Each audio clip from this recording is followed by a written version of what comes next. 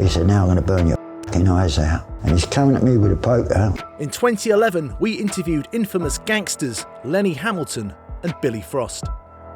Then, you know, them saws they cut the meat, they used to saw them up, put them in the smelt, they were gone in and out. That's where the bodies went. They didn't always see eye to eye. No, It is, Len. No, You because didn't know, Exley told did you? me. What did he know? He was dumb as arsehole. He was. Lenny Hamilton, jewel thief and safe breaker. When I got downstairs, I couldn't even put my foot on the clutch to put the clutch in, because I was shaking that much. Billy Frost, driver for the Krays. I was on the run for 9 years. They thought I was dead. We met at the Carpenter's Arms, Quite on set. an East End pub once owned by Reggie and Ronnie Kray. Well, this is a very old East End pub. You used to get, like, a lot of the old rough people used to come in here, and it weren't like you see now, you know. They serve open Sunday morning. It's supposed to be for tea and toast, but obviously you got Gangsters.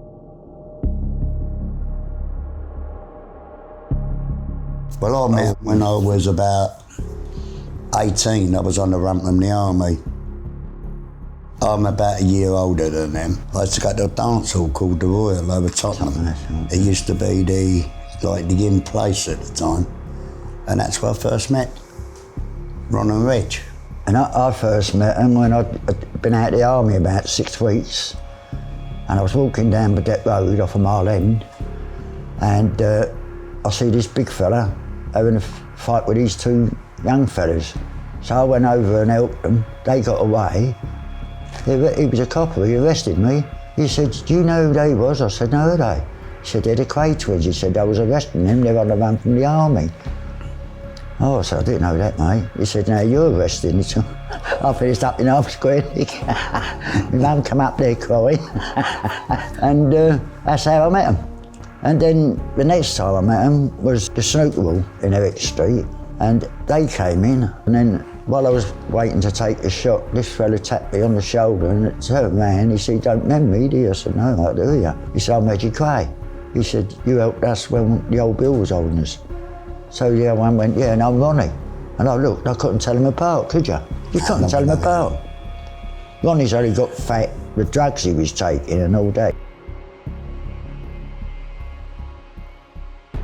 I used to drive and do little different things, like, you know. He was one of the most trusted on the firm, Billy. You had a lot of backbiters on it, though. Yeah. People who wanted to tell little tales about you, and, you know, a lot of jealousies and things like that.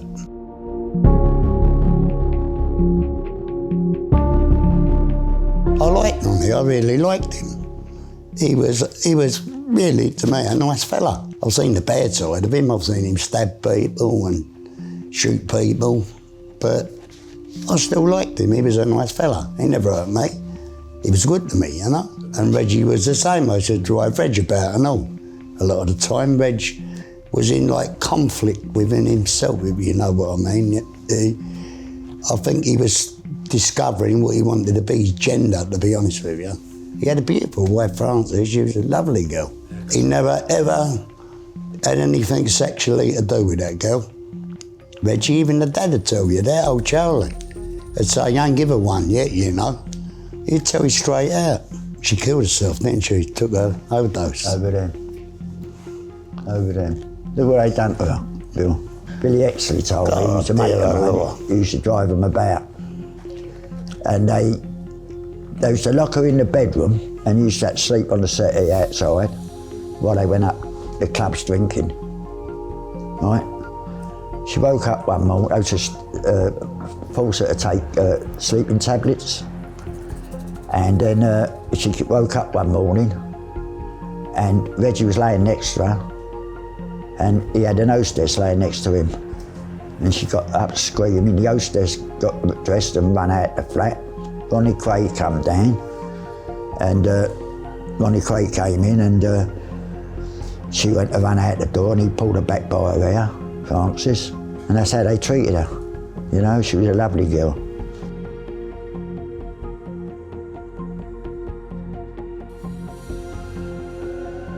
She was a lovely woman. She didn't swear. She come out of Irish gypsies, didn't she? And he come out of Austrian Jews, the old man. And he was a right sod to her and all, didn't he? He used to give her black eyes, didn't he? No, he never really, Lenny. He did. They'd have killed him if he'd have done that. No, yeah, afterwards, as they got older, he went to hit her, and they got up, and they said, Ronnie, when you touch her, he said, I'll kill you. He never touched her no more after that. But I'd be mad when she's had a black eye and busted lip and that. How they portrayed her in the film they made was a load of rubbish. See, when they make these films, they want to make it right, you know what I mean, how people really was, you know, not how they think they should be, you know. Hope you're making this the way I am, not Funnily enough, old Charlie, the dad, he was a bit of a nuisance. He's got me in trouble several times, you know. When Olive Cornell, after Ronnie shot him, she went round the house, smashed all the windows out of the house. Yeah. And the old man, the mum and the dad, they went down to Steeple Bay, where they had a caravan. They had about 4 vans down there. And me and a fella called Ronnie Hart, Ronnie sent us down there to keep eye on the mum and the dad. And he said to me, whatever you do, don't give you no drink, the old man. So I was in the clubhouse there one afternoon, and he walked in. Now, it's hard when you're in company and someone's come and joined the company, you're getting a drink in, you can't leave them out, you know. It's a terrible thing to do, isn't it, really? So I got him a drink. So that afternoon he got well boozed, and he's walking back to the caravan and they had like a little ditch. So he's hopped over this ditch and he had them little yacht shoes on. And he happened to jump right on a lump of wood with a nail in it. So he said, I'll be all right. So he went in. The next morning, Violet banged on our caravan door and she said, oh, the state he's in. She said, his foot's like a balloon. Went in, his foot was really big, you know. So I took him Colchester Hospital. They gave him a couple of anti-tetanus injections and all that, took him home, and he laid in the caravan. That weekend Ronnie come down, oh, did he go off at me, you know. He was a gentleman, wasn't he, Bill? Yeah, Charlie got a good living. He had a theatrical agency, didn't he? You know, he used to supply acts for clubs and things like that. All he ever wanted to be was a family man. And Ronnie wouldn't let him be, because every time they got him brother, they get on to Charlie, wouldn't they? And because he's their brother, you can help your brother. That's what families do, don't they? Now, when the twins in the early 60s had a chemist in Essex making purple hearts, he wouldn't have nothing to do with it, Charlie, because he didn't like drugs. And they got Jackie out to take the purple hearts round to the clubs and sell them around the clubs, like, and then it got to the dance halls and all that.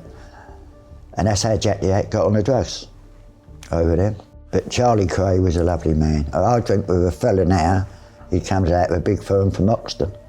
We drink together nearly every day. He won't have a bad word said about Charlie. They all loved him, didn't they, Bill? That was a nice man, Charlie. Very polite. And well, when Ronnie burnt me with the pokers, a couple of days later, Charlie Kray came out and gave £100. He said, don't let the boys know that I've been round here. I'm doing this on my own, like, you know. That was Charlie. Well, I used to live in Leebridge Road at one time, and I had one of their minders, Andy Paul, he's dead now, he got shot. Anyway, he came home about 1 o'clock in the morning. I was in bed, and he said, Len, Ronnie wants you to get him on the phone. I said, oh, I'll go round Fort Valence in the morning, that's what we called it. He said, look, you don't do what he says. You know what he's like, he'll turn. He said he'll come round here, he'll smash the place, smash you up and all. So anyway, I got dressed, put the suit, I only had this suit made 2 weeks beforehand. And I got a cab. I went up to my was bar in Knightsbridge, their club. When I got up there, I knew it was something was dodgy, because they had geezers standing that side of the walls, geezers standing there. And I said, oh, out there, Lenny's out there. Well, when I got out there, it was a little kitchen. And he was standing, facing me. His back was to the gas stove then. He was going to one, didn't he, Bill? You couldn't hear what he was saying. And all of a sudden he went, oh, you can go now. And as I went to walk out, he said, get hold of him. Two of the big geezers got hold of me. And as he turned, I see these pokers on the gas. They were like cold steels with sharper knives on, but I call them pokers, like, you know. The first one he picked up, he dropped because they had wooden handles. One of them oven gloves, he put it on. He came over to me, and I had black curly hair at the time. Burnt all the hair off me, burnt the suit off me. And he held it across there. He went and got another one, held it across there, burnt all my eyebrows off of me. But that's how I'm nearly blind in that eye, and almost deaf in that ear. Because then he went and got an hammer. You know what they beat steak with, them hammers? And he smashed me in the ear, and it done my eardrum, and all the blood come out, like, you know. And then he went back and got another poker. Can I swear? He said, now I'm going to burn your fucking eyes out. And he's coming at me with a poker, and someone shouted out, no, Ron, not that. And he just stopped, like that. He said, right, you can go now. I found out who it was who shouted out. It was Limehouse Willie who shouted out. When I was on the Krays case, one of their doctors, he said to me, he said, well, you're lucky, because schizophrenics either switch on or switch off. He said, that man who shouted out that night, he said, saved your life, because that made him switch off. No? I hated him.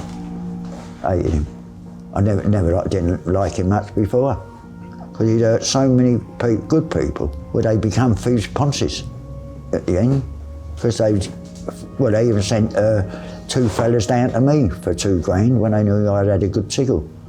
They never got nothing out of me. But they hurt a lot of people. They were bloody liberty takers, you know. Like Frank Mitchell, he didn't deserve to die like that. Nor did Jack McVitie, nor the little boy that Ronnie strangled. The last one I know he strangled down the Steeple Bay in a caravan, you know. But people were terrified of him. I wasn't, I admit it, you know, because you never knew what you can do next. But I think if it wasn't for Ronnie, Reggie wouldn't have gone that way. It was Ronnie seemed to have command of everything, like, you know. But, yeah. Scum. That's all they were, scum. You can't give them another word. But Charlie Kray was a lovely fella, gentleman. Well, I liked Charlie right till the day he died. The man who first put them in the club business really was a friend of Charlie's. He was a very good friend of mine. He was gay. His name was Barry Clare. He was originally a song and dance man, you know. And he had lovely personality, you know. And he was, he was really gay, like, you know. He came round my house once and I had a go at him for coming round, you know, to my mum. She'd never seen anything like him. Probably fancied you. But Ronnie, he was good art. He had no respect for money, you know. But when he went in prison, Reggie and Charlie opened the Double R Club in Bow Road, and it was a terrific club. And then when he came out of prison, he ruined it, and the police shut it up. Then he opened the Kentucky in Mile End, and that's where they'd done that film, Sparrows Sing or something. That was Kentucky, that. Kentucky, that's what I said, in the Kentucky.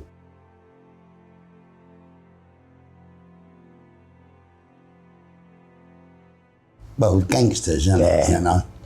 See that they were good dressers, good personalities, really, you know. Even in America, the same thing. Why do the gangsters in America attract the film stars and all that? It's a different way of life, isn't it? Different side they see, isn't it? You know. Well, in America, then they control a lot of the film industry, don't they? Barbara Windsor. Yeah, Barbara. Well, she married Ronnie Knight, didn't she? Yeah, married Ronnie Knight, and now that poor man, he lives in a water-controlled flat in Cambridgeshire. Vic Andretti. Stanley Baker. He was a regular visitor to the Grave Morris. Elton John's manager, John Reid, he's come down there sometimes.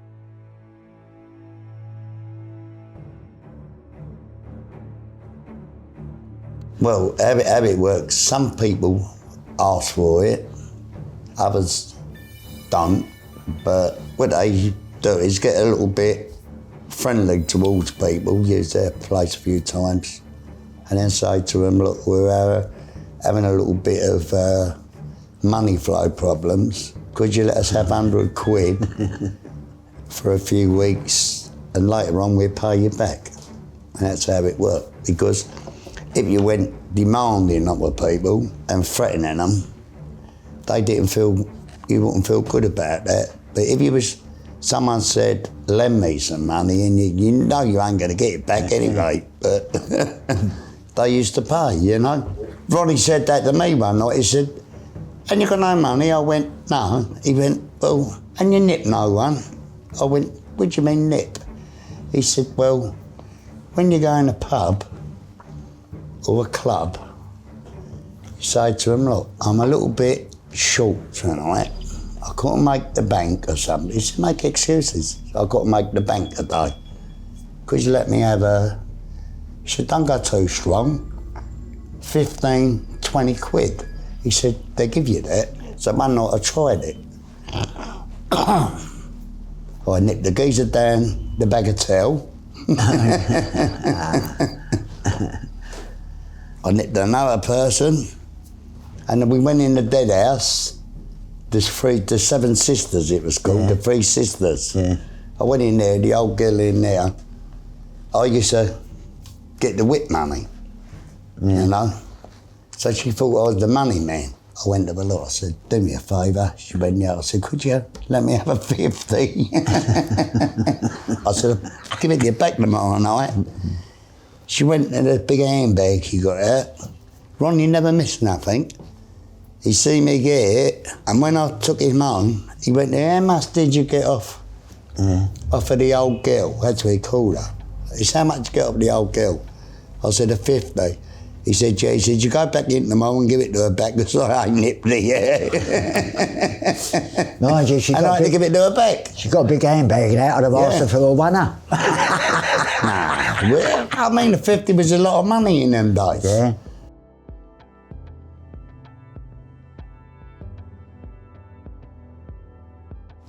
Well, Jack, now, they put him with Freddie Foreman to do a gold bullion job at Southwark Bridge.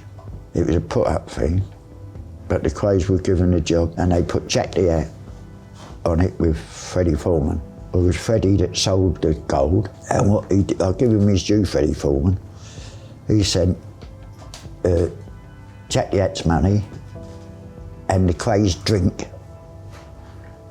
sent the money over to him, right?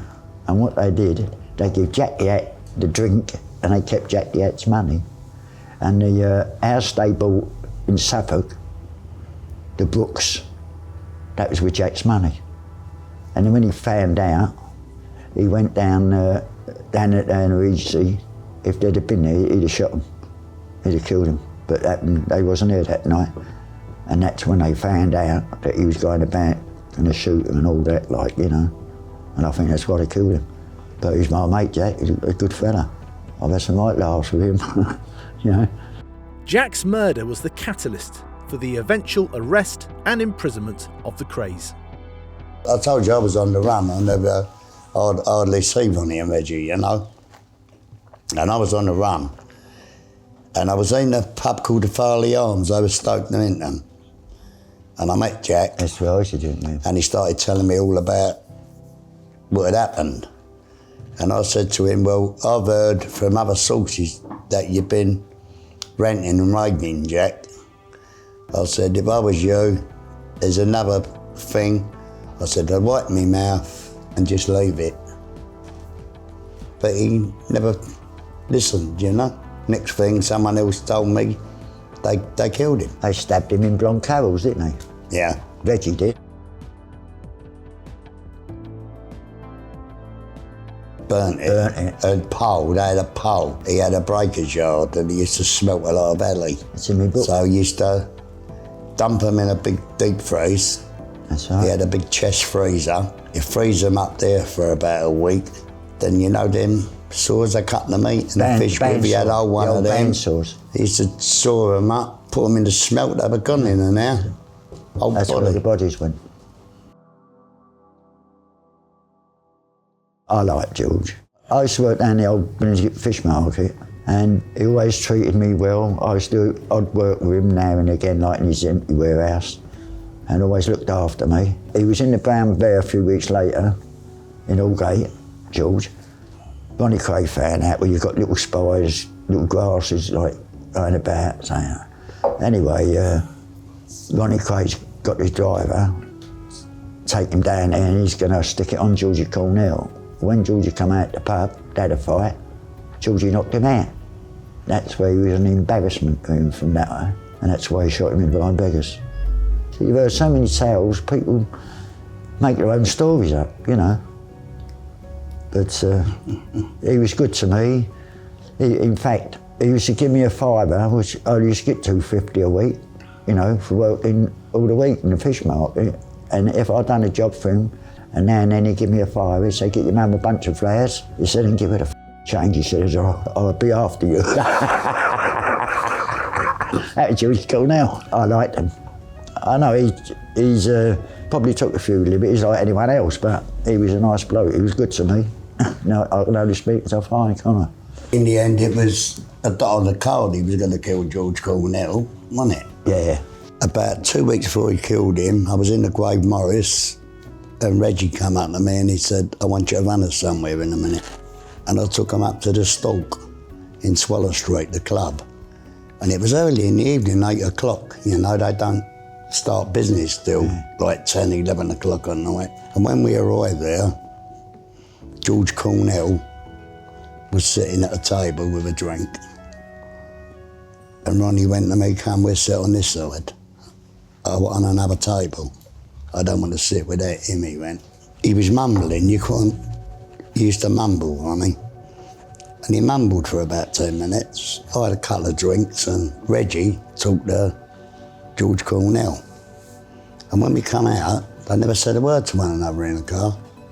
I drove all the way back from the West End to Whitechapel. They never said one word to one another. When we got in the pub, they went in a little booth and had a chat. And about 2 weeks after that, I went out with a mate of mine, we went fishing. And I said to Ronnie, I'll see you tonight, like I won't be out today. And me and him went fishing. We got back in London about 6 o'clock. Someone said, George Cornell's got shot in the beggar. But when you're joking, I knew right away who'd done it, you know. There's no news to me, like, you know, I know. Well, I avoided that. Didn't want to know about things like that, you know. Didn't mind a few rows, but not that sort of thing, you know. Actually, I saved a man's life. Mickey Morris and a fella called Johnny Connolly, they went up the north with 2 other fellas and they robbed a bank. And they had about 40 grand in. There was a lot of money in the 60s. They split up. Mickey Morris and Connolly had one car and these 2 fellas had another car. Well, on the way back to London, these 2 fellas got stopped and got nicked. And they took them back to Birmingham, put them on ID. They both got picked out by witnesses and they remanded them in custody.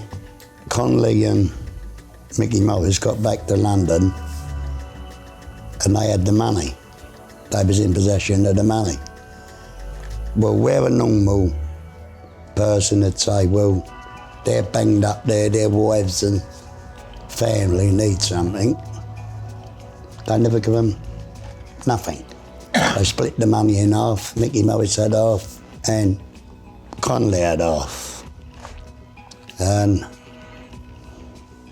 Ronnie Kray, one night, he was saying to Mickey Morris what bad principles it was, what they'd done. And Mickey Morris said a wrong word. He said, we can all go the other way. And Ronnie got up and started punching him in the back of the room. Reggie stopped it. I thought he was over. As he walked out the door, Ronnie got him around the neck, dragged him in a little spare stock room. Reggie had a great big hunting knife, and he got it out and behind his belt, and he put it right through his arm It went right the way through his arm. And Ronnie, all his face was distorted, you know. He went, do it fucking properly, put it up his guts. And I said, no. I said, pack it up. I said, you got people out downstairs there. Because obviously the fella screamed, I would scream. You know, you get a great big knife right through your arm. And he was scared, which I would have been at home, to be honest with you. And Reggie stopped. You know, I don't think he really wanted to do it, Reggie. I think it was Ronnie used to keep, like, winding him up, you know. He'd already killed Cornell and he wanted Ronnie, as he used to say, do your one.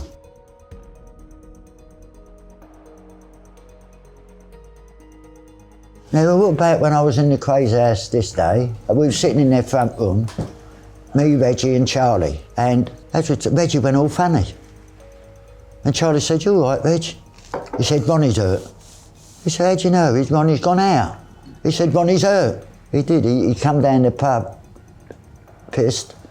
A black cat got under his foot, and he fell down the stairs, and they thought he broke his shoulder, but he put his shoulder out, he finished up in London Hospital. He used to sometimes, like, tell me things about Ronnie, what he's done to him, like, you know, like he used to have a go at him, Ronnie.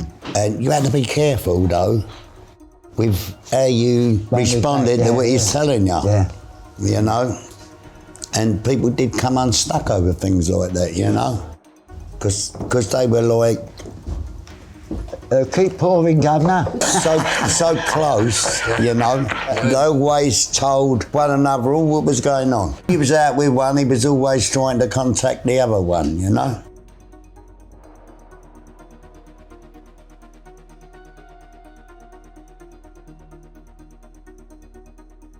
They got a letter smuggled into me. If the police come to see me, don't talk to them, otherwise they're going to shoot my two kids, all right? So anyway, there was two villains across the road, and I just got over my first heart attack then. And Lofty come over, he said, you all right then?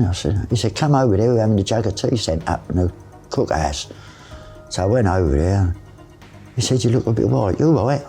He said, we know you just got over a heart attack. I said, yeah, look, read that. I'll give him the letter. He said, what's that? Did you know Scaz Terry? Yeah, of course. Yeah, well, Scaz Terry was the other one in there. I'll give him, he give Terry the letter. And Terry said, right away, well, I know that's from them two soppy bastards, he said. Because they're writing, they wrote like little kids. They said to me, what are you going to do? So Lofty went, take his shirt off, show them what they done to you. 317 stitches he had. I was there when they done it. Because I pulled up outside their club, the Kentucky, this night, in Marlin Road, and Dougie King and who's that? Oh, Fatback Connolly was at the door, minding the door. They see me get out of the car, and I went in, they'd coming out the bars, I walked in, the twins sent me a drink over. I thought, what was all that like, you know? After a couple of drinks, Reggie came around. He said, you got a car outside, Len? I thought, I ain't going to say no, because they've been in and told them, haven't they? I said, yeah. He said, we're going to a party, we ain't got enough cars. Can you take a few of us? I said, yeah. I said, but Reggie, I'll have one drink with you. I said, but I can't stop, I've got to meet a bird. I hadn't, but I just wanted to get away from them. Anyway, I took them up to West End, Paddington, I think it was. Anyway, when I got there, they were all standing down the steps, like, you know. So when we got out of the car, Reggie said, coming up the front, and I went up there, and Ronnie said, we all here now? I said, yeah. And they kicked the door in. I thought, it was a funny party. Anyway, they knew exactly where to go. As you went down the passage, the door there was a bedroom. He was in bed with an 18-month-old baby. He threw the baby out of bed. And they started cutting him down the back, stabbing him, and they turned him over. And I edged me way round the back. I got out. You know what? When I got downstairs, I couldn't even put my foot on the clutch to put the clutch in, because I was shaking that much, you know. But I soon got away from there. And that was, Terry says to me, look, he said, even though you ain't going to the police, Len, he said, but you got to look at it this way. someone might have to needle you outside or something, or want to get you in favours with them. He said, then they might say, oh, we've heard Lenny Hamilton's been talking to the old Bill back. He said, so you're going to risk having your kids shot? I said, no, not likely. He said, well, go and see the governor then, see what you do. So that's what I've done. That's how I come on the Kray case. And he got his first committal at the Old Bailey on my evidence, because I was the only torture one on the trial. You know? I didn't feel right doing it, because you don't, you know what I mean? You don't grass, you know? That's our way of life, you know? But you can do anything to me they like, but don't threaten my family, you know? They were 6 and 7 at the time.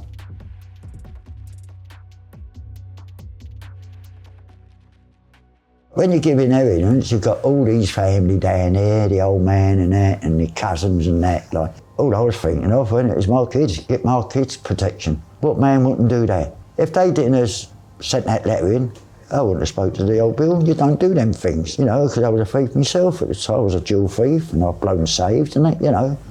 But you don't grass up people, you know. And now in the Krays book, there's a book out called the Kray family. I got it indoors. He's at their uncle. He lives in the South End now. He calls me a grouse. He said, no, if I'd have burnt him with poker, I'd have stuck it down his fucking throat. That's their uncle. Yeah. The judge looked at me in the box and he says to me, you feel all right? I said, not really. And they got me a chair to sit down, because Ronnie Kray kept staring at me, going, pulling faces, you know, because he was only just down there where I was here. So they got me a chair. When I sat on a chair, being little, I couldn't even see over the top. So that's why the judge done it, you know. But the police said to me, he done very well. Well, Nick, I think he done a marvellous job. And he says to me, he said, Lenny, he said, I want to do them on the 2 murders, because I've got enough evidence for them on that. He said, and that prevent you and some other people going to the Old Bailey to give evidence. He said, because I think you've been through enough. And that's what he did. Metropolitan Police Detective Leonard Nipper Reid led the investigation that saw Ronnie and Reggie Kray jailed for murder. Lovely man. What he said he was going to do, he done more, Nipper Reid. I lived with the police for 14 months, like, looking after me. I had one old Bill go bent on me. He wanted me to leave the Kray case, get paid by some people in Crouch End a lot of money to leave the Kray case, and then other people who said would follow, like, if I disappeared, like, you know. I couldn't do that, you know. So when we told Nipper Reid, we watched out the windows. And when he went out in the morning after he'd done his shift, all the old Bill cars come and arrested him. But nothing was in the papers about it and nothing like that, like, you know. I was on the run for 9 years. They thought I was dead. He's been running ever since. They thought well, really, it was a bit of a conspiracy. If you wanted to talk to, what was his name? Nipper Reid. Oh, Nipper Reid. If you wanted to say anything to Nipper Reid, if you want to see him, talk to him, you had to write a letter to Nipper Reid, and Nipper Reid would then come and see you. So it was decided that I was going to be dead, because I was on the run anyway for something nothing to do with the twins. Connie Whitehead told them the twins killed me in an house and I was dead. I was going to appear at the Old Bailey and come back to life, you know, because remember, they had no bodies, only George Cornell's. Ronnie didn't have a lot of chance, did he, Ronnie? Like, you know, he blatantly walked in, shot George in the beggars, and, you know, he had no chance, did he?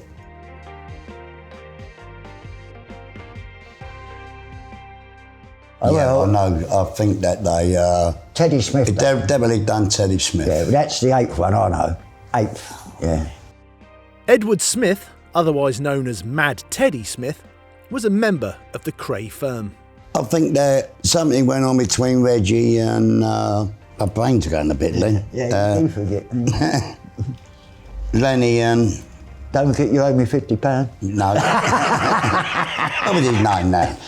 Teddy Smith. Oh, Teddy Smith, yeah. Yeah, I think they had a bit of an affair, Reggie and... No, they never. And I think never built, no. Because he was gay, wasn't he, too? Yeah, he you know. I used to have a drink with Teddy Smith in the Flask and Leather bottle in Highgate Village, because he lived that way, didn't he? Yeah, I know. Right? And I found him to be nice company. All right, he was homosexual. I take people as I find them. If they're good to me, I'm good to them. And he was a lovely fella, very clever. He done things for television, didn't he? Wrote plays and everything for television. But he was nice to talk to, you know. Interesting. And Reggie killed him. Ronnie was going with, he fell in love with, what do they call them when they're on the street? Event boy, who used to stand out at Park Lane. And this is Ronnie Kray. He got him a nice flat in Ladbroke Grove, bought him clothes, jewellery, you know, that's how good-hearted he was. And he found out that the boy was going behind his back and having sex with other people, like, you know, for money.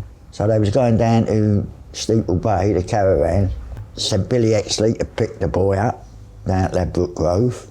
Ronnie got in the back of the car with him. Reggie got in with Billy Exley, and they're driving down the 127, like, to going towards Steeple Bay. Billy Exley was a former boxer who joined the firm and worked as a barman at many of the twins' London clubs. And Ronnie's had a few gin and tonics now, indoors. He started slapping the boy about in the back of the car, and Reggie turned around and said, "Ron, pack it in." He said, "You get us all bleeding nicked." Anyway, when they got down to Steeple Bay, when they got in the caravan, he was drinking in the back of the car and all. He strangled the young kid. They put him in the boot of the car, and Billy Exley said to me, Len, he said, I nearly died. He said, I couldn't believe it. He said, I got a dead boy in the back of the car. We get a pull. What can we do? He said, we're all going to get life. He said, I couldn't wait to get back to the East End. Well, I think the pubs got a bit more fuller.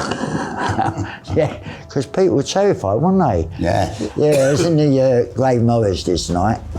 They was all having a drink, like, you know, and the twins come in, because that was their regular pub then, wasn't it, Bill's Grave Morris? And they come in, you see people, the toilet was in the other bar. See the people going to the toilet, leaving their drinks, walking out the pub. The pub would be nearly empty then, you know? That's because they walked in. That's all crap, isn't it? Rubbish. They did, like, do some decent things, you know. I'm not taking that away from them, you know. Like, but they done a lot of bad things as well. But as I say, if you're in that profession, that's what you expect, isn't it? You know? Well, he was good-hearted, Ronnie Kray. He'd give money away like water. He could make plenty of money. Yeah, he was good-hearted. He wasn't tight, you know. I don't think he had any value for money, like, you know. But he's give a lot of money. Well, people used to go to him when they come out of the nick, and they used to give them money and buy them clothes, didn't they, Bill? You know? They used to go to the twins. There's nothing no romantic about villainy or robbery, you know. Someone always suffers in the end, don't they? You know? Well, I think Nipper done a terrific job when he put them away.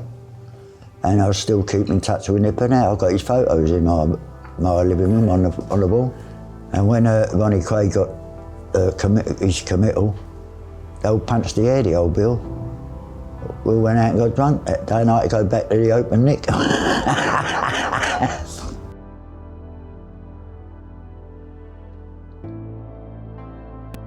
Not a lot.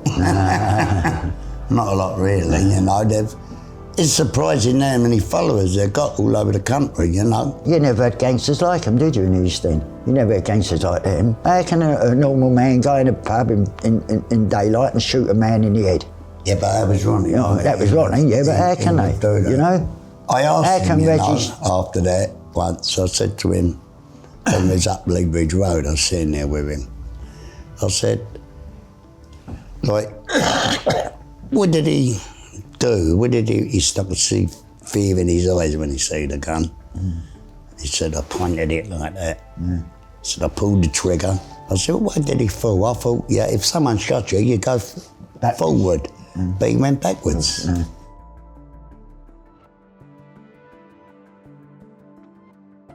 don't know, I think I might be tempted.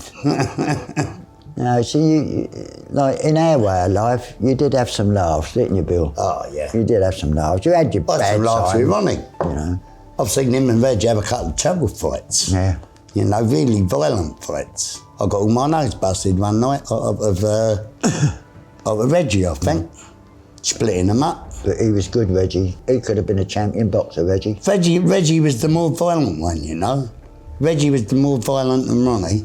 You got it worse up with Reggie than you did up with Ronnie. Very cold, Reggie, very cold person. Yeah, but Ronnie go to Richie and he'd kiss you instead. Lenny Hamilton died on the 8th of October 2014. He was 83.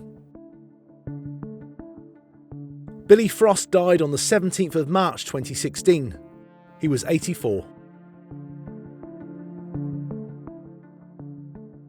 If you enjoyed this video, make sure to subscribe and click the like button down below for more on fearsome gangsters and horrific serial killers from across the world. Don't forget to click the notification bell to be the first to watch new content from us as soon as it's released. Until the next one.